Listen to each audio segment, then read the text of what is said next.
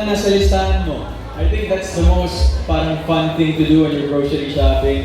Kasi, syempre, pag sa bahay ka, silip ka sa pantry, sa ref, ganyan, ano bang wala? Then you make a list.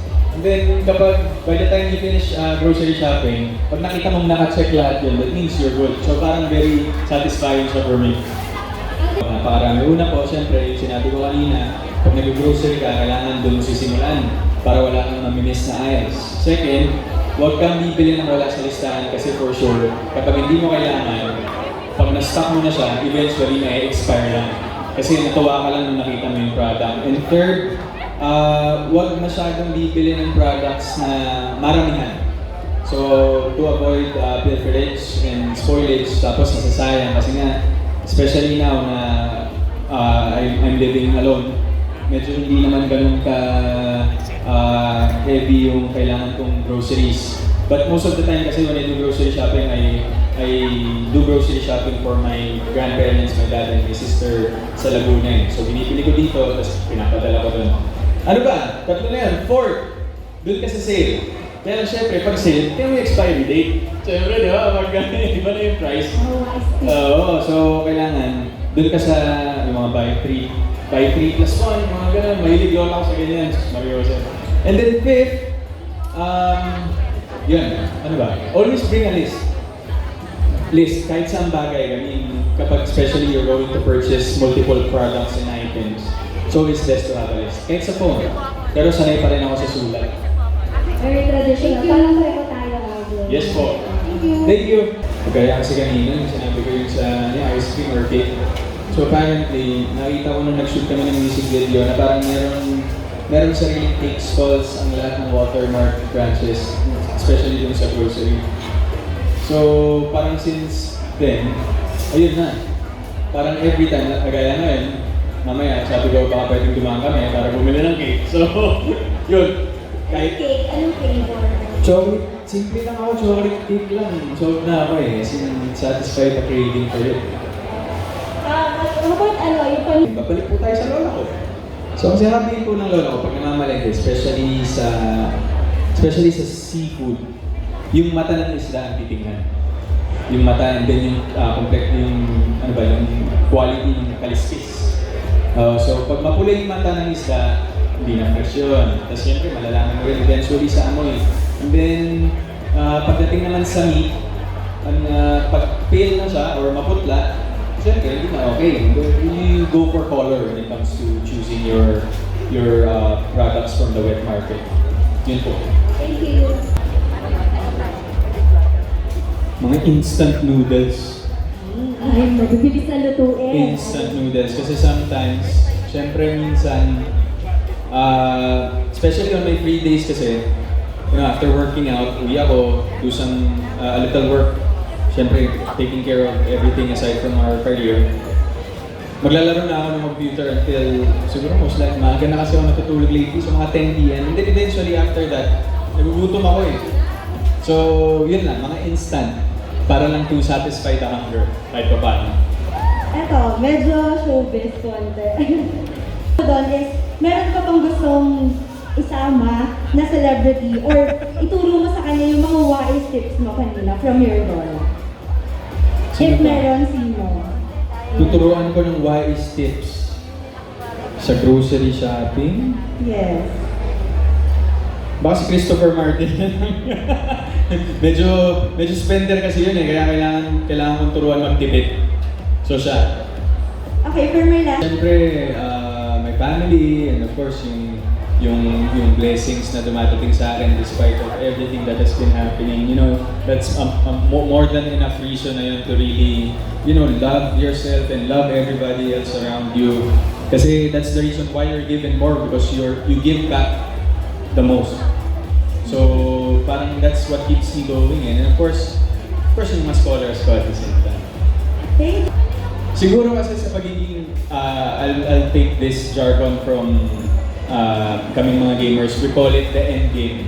Kasi yung end game, para sa buhay natin, siguro the end game is having a family. Parang doon tayo papunta lahat, diba, eventually.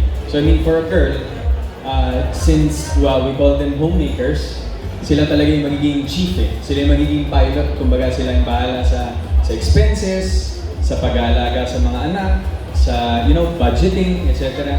So, especially ngayon, na grabe, sobrang mahal ng gas, ang daming nangyayari around us, meron tayong, I don't know, should I say economic crisis in a way? Kasi domino effect naman yan eh, pag nagtaas ang gas, taas lahat. So, especially dun sa mga working class families, napaka-importante ng budgeting and being wise pagdating sa, pag-sustain ng livelihood, especially pagpunta sa grocery, pipiliin mo yung sulit pero hindi ganun kamahal, and yet magagamit mo siya ng matagal, especially when it comes to yung mga gamit sa bahay, gamit sa paglalaba, etc. etc. Yung mga pagtitipid na yan, kailangan natin yan i-take into consideration because, tumataas lahat ng bilihin ngayon, and syempre, sana kung tumataas yung bilihin, tumataas din yung sweldo natin, di ba? So, that's really important, for a woman to be conscious pagdating sa mga ganong klaseng aspect ng buhay, especially pagdating ng panahon na magkakapamilya siya. So ayan, alam na natin, pag naghanap si Alden ng girlfriend, yun talaga yung hinahanap niya sa isang babae. Yun ang endgame. Yung wais. Endgame. Parang wala pa rin, Albert, sa totoo lang. Kasi siguro that's the thing about when you parang lumaki ka na hindi ka privileged. Because I was not privileged growing up. Hindi kami mayaman. So I think, sabi nga kasi, di ba, when you're given more, you don't raise your standard of living, but you raise your standard of giving. So, andun lang ako palagi. Kaya walang nagbago pagdating sa mga expenditures natin dyan sa kabila. Yun talaga yung gusto natin kay Alden, napaka-humble at saka talagang we still maintain yung lifestyle mo even yung katulad ng dati. Kumbaga hindi nagbago. Yes po. Thank you. So budgeting tayo, no? Well, basically kasi yung tinuturo sa atin is like, I don't know, correct me if I'm wrong, parang your salary is considered the whole of the pie. It's 100%. So, parang nasa sayo kasi yan eh, you cut certain percentages and then you allot those percentages towards a certain expense or savings. Ako kasi, nung nagkaroon ako ng chance magkaroon ng unang sweldo sa GMA, binabangko ko talaga siya lahat. As in 100% of my earnings goes to the bank. Siyempre, that time, hindi pa ako masyadong marunong mag-invest nun eh. So feeling ko, kung nilalagay ko lang siya sa bank, okay yun, kasi considered ipon yun. And then, kapag nagkakaroon ng mga certain gastos, doon lang ako kumukuha. Pero ngayon kasi, because of everything that I've learned so far, when it comes to budgeting and taking care of money, hard-earned money, hindi lang kasi yung pag-iipon ang importante. You let your money work for you. Hindi mo lang siya itatabi sa bangko. Kasi parang hindi naman, because your money will be beaten by inflation eventually pag hindi siya gumagalaw. Doesn't really matter how much percentage your money earns outside of the bank as long as it earns. Kasi yung inflation tumataas eh. So pag nandun lang yung pera mo sa bangko, nawawalan siya ng value over time. So for me now, I take it to a point na kapag meron akong extra funds sa bangko or sa savings, diretso siya ng investments. Either money investments, kung ano man gusto mong investments, basta make sure before getting into something, having more knowledge is better than having a lot of money.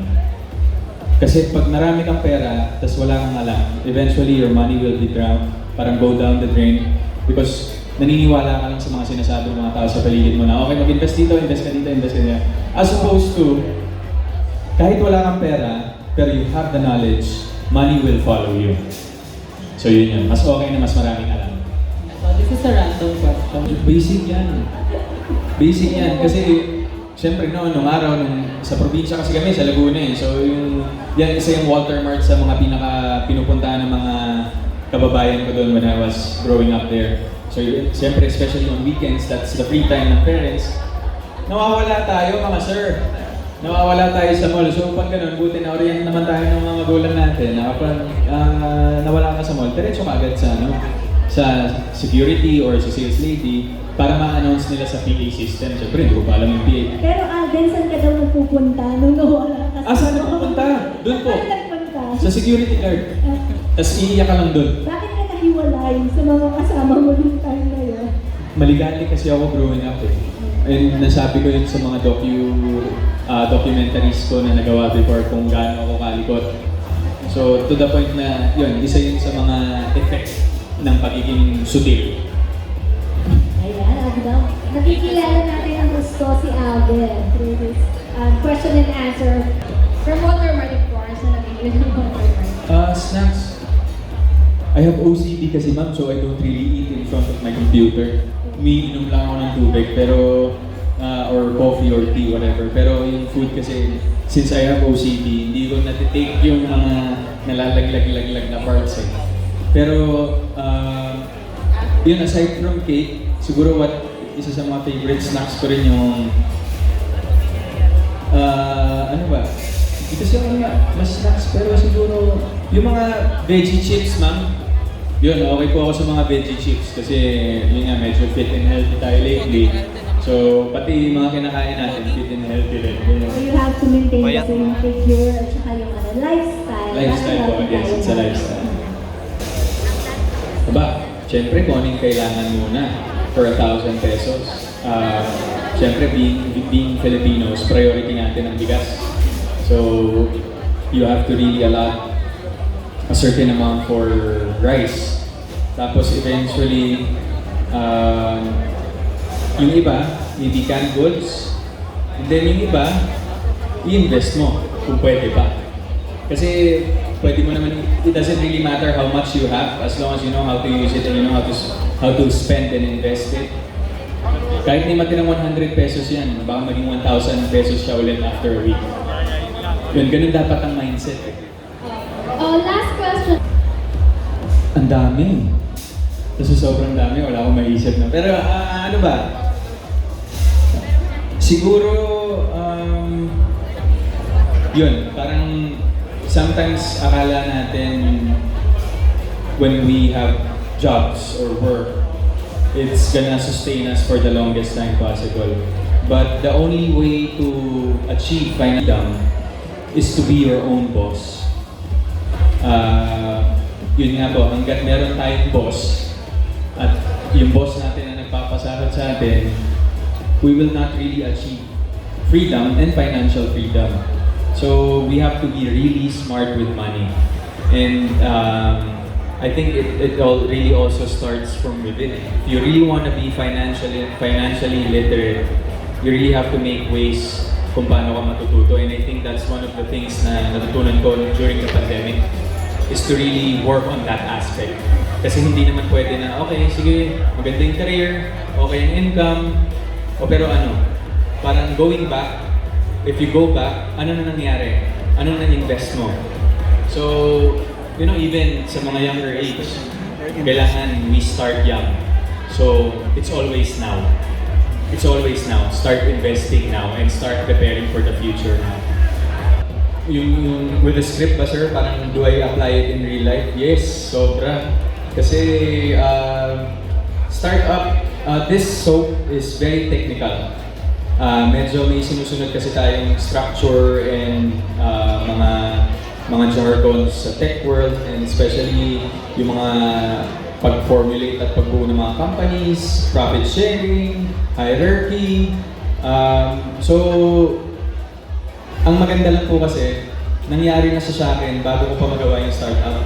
So parang nagkaroon na ako ng sarili kong startup in real life. And then ngayon nakakatuwa lang, balikan, na while reading the script, na parang, uy, ito ako dati oh. Ito yung ginagawa namin dati. So may mga ganong moments which makes it more worth it na parang ang sarap niyang i-arte kasi na-experience ko na siya. When the pandemic started, kasi kahit po pandemic noon, medyo kinocall pa rin po tayo sa work eh. I don't, for the past 7 or 8 years of my career, umuwi ako ng Laguna. Everyday, ginagawa akong Makati ang Pasay, ang Manila pala. Makati to Pasay lang yung distance. Pero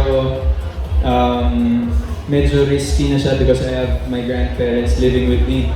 So I don't want to put them at risk. Kaya sinikap ko talaga na humiwalay muna.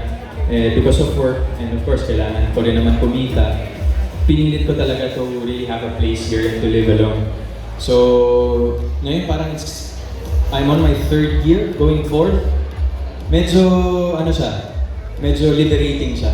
Kasi for the longest time, lagi ako may kasama eh. And now, living alone, kasama ko yung si Mama Ten, parang mas nagkaroon ako ng extra drive to take care of myself. Kahit si Mama Ten pa rin yung nag-aalaga sa akin most of the time. Pero anyway, iba pa rin yung lumabas ka sa comfort zone mo and then you discover things on your own without anyone's help.